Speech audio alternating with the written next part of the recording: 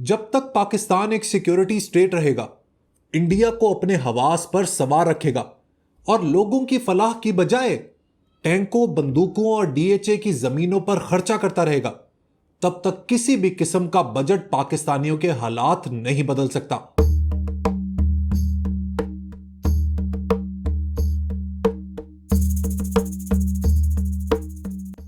जनाब, 2024 का बजट आ चुका है और हमेशा की तरह हर आने वाला साल पिछले साल से बदतर होता जा रहा है।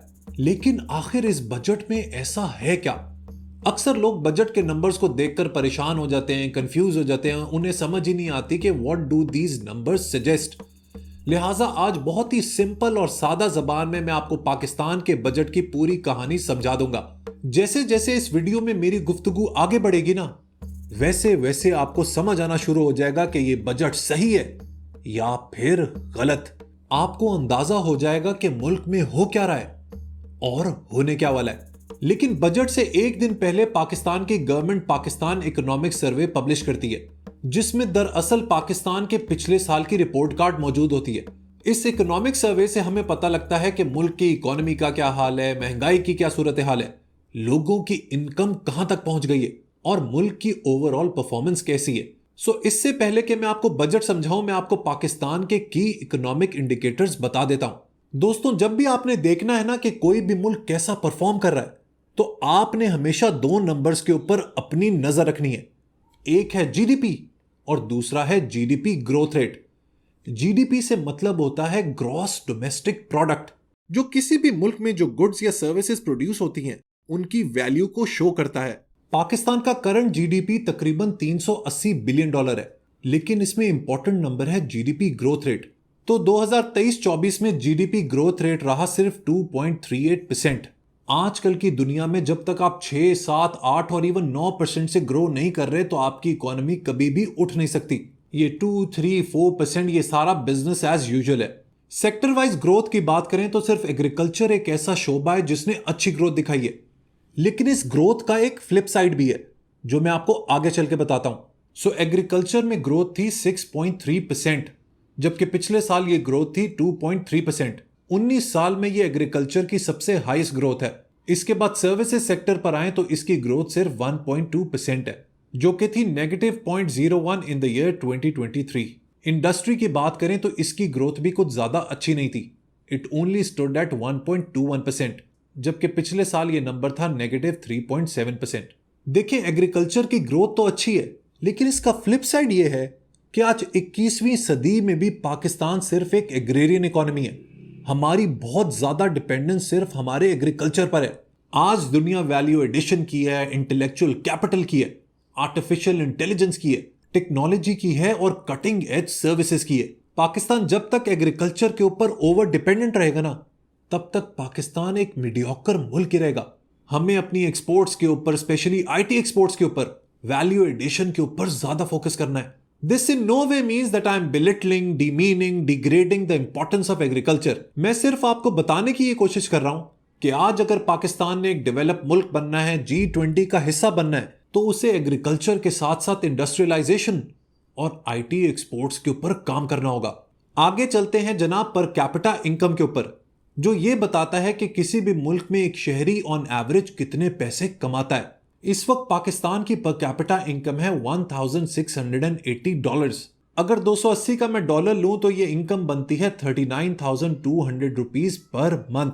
यानी कि सब पाकिस्तानियों की इनकम मिला के हम लोग ऑन एवरेज तकरीबन 40,000 रुपए कमाते हैं। अब बात करते हैं इन्फ्लेशन की, यानी कि महंगाई की। महंगाई में पिछले साल से कुछ कमी तो आई है, लेकिन उसके बावजूद मुल्क में इन्फ्लेशन स्टिल बहुत ज्यादा है। इस साल इन्फ्लेशन रही 26%, जो कि पिछले साल थी 28.2%। बेहतरी तो आई है, लेकिन अभी भी महंगाई उरूज पर है। अब दोस्तों, करंट अकाउंट डेफिसिट पर बात कर लेते हैं।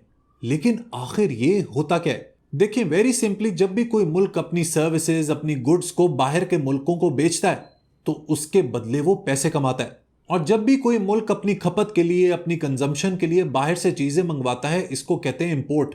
इंपोर्ट के बदले उस मुल्क को डॉलर देने पड़ते हैं, जबकि एक्सपोर्ट के जरिए डॉलर मुल्क में वापस आते हैं। जब भी किसी भी मुल्क की इंपोर्ट ज्यादा होती है और एक्सपोर्ट कम होती है तो उसका करंट अकाउंट डेफिसिट बढ़ता चला जाता है।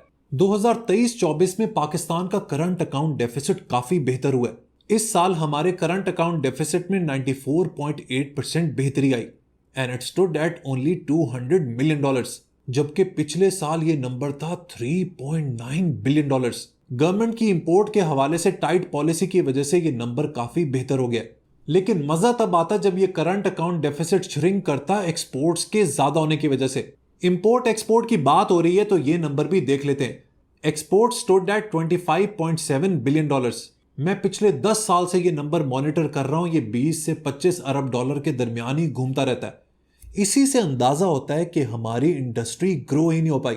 इंपोर्ट्स की बात करें तो इंपोर्ट का नंबर था $43.4 बिलियन।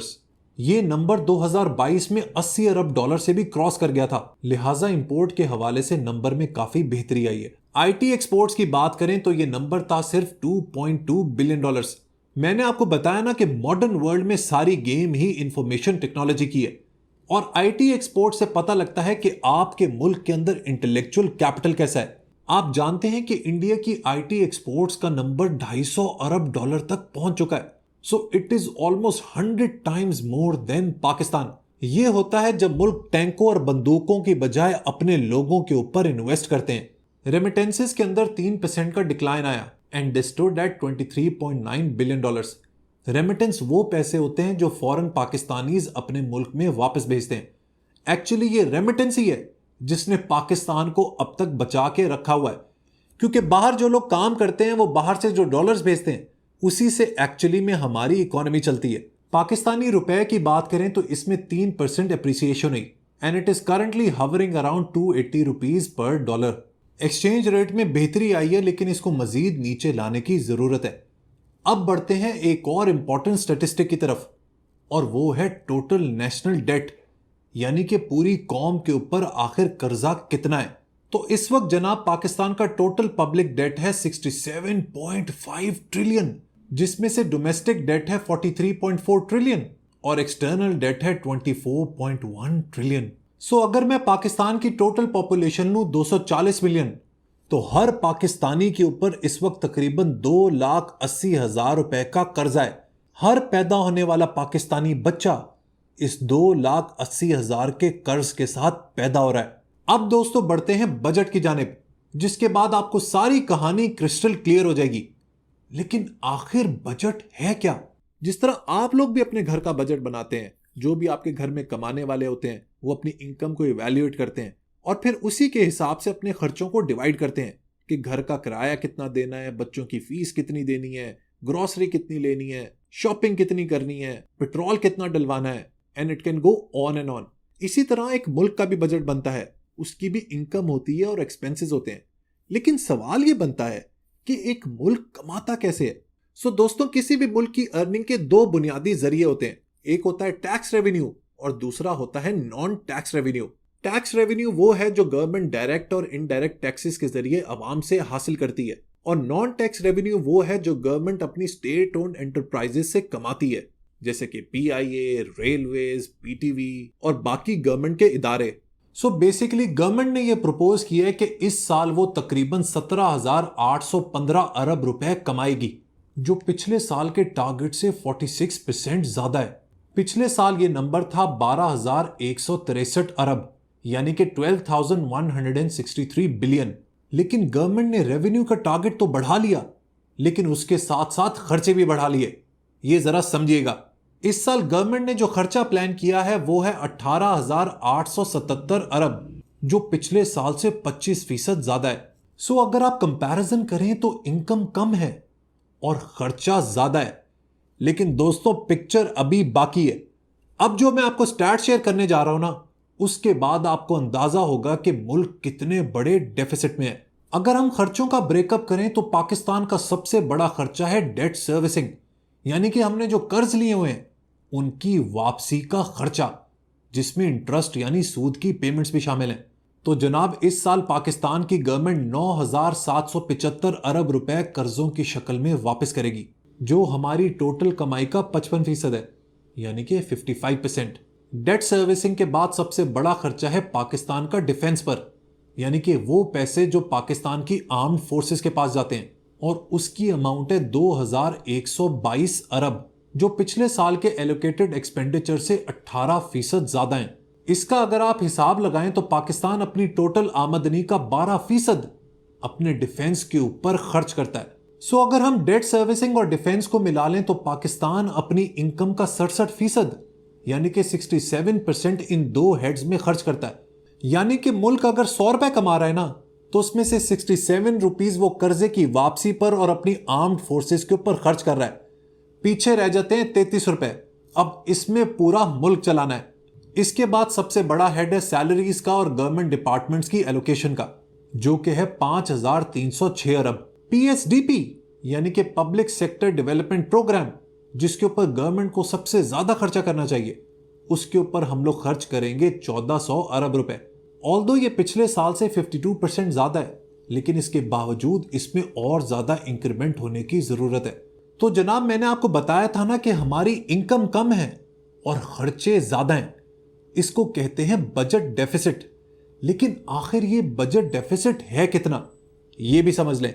सो मैंने आपको बताया कि हमारी इनकम है 17,815 अरब। इसमें से सबसे पहले आप एनएफसी अवार्ड के पैसे निकालें जो फेडरल गवर्नमेंट देती है सूबों को। इस साल पाकिस्तान की फेडरल गवर्नमेंट 7,438 अरब रुपए देगी सूबों को under the head of NFC award. So अगर आप हमारी टोटल इनकम में से ये एनएफसी अवार्ड निकाल देंगे तो पीछे रह जाएंगे सिर्फ 10,377 अरब रुपए। इसमें आप पिछले साल का प्रोविंशियल सरप्लस ऐड कर लें। ये बजट के वो पैसे होते हैं जो प्रोविंसेस खर्च नहीं करते, लिहाजा ये अगले साल कैरी फॉरवर्ड हो जाते हैं। तो अब हमारी इनकम बन जाती है 11,594 बिलियन। अब इसमें से आपने माइनस करने हैं हमारे मुल्क के टोटल खर्चे, यानी कि टोटल एक्सपेंडिचर, जो कि है 18,877 बिलियन। इसको जब आप माइनस करेंगे तो फाइनल बजट डेफिसिट बनेगा 7,283 अरब रुपए। इसको अगर आप डॉलर में कन्वर्ट करें तो ये बनते हैं तकरीबन 24 बिलियन डॉलर्स। लेकिन आखिर ये पैसे आएंगे कहां से? तो जनाब, इट्स ऑब्वियस, ये आएंगे मजीद कर्जों से। सो दरअसल मुल्क कर्जों पे ही चल रहा है।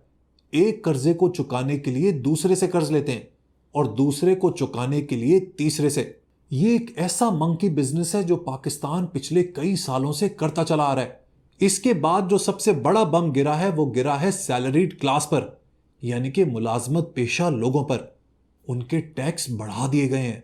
इसका ब्रेकअप कुछ यूं है। अगर आपकी एनुअल इनकम 6 लाख है तो आपको कोई टैक्स नहीं देना। अगर आपकी एनुअल इनकम 6 लाख से 12 लाख के दरमियान है तो आपको 5% टैक्स देना है on the amount exceeding 6 lakh.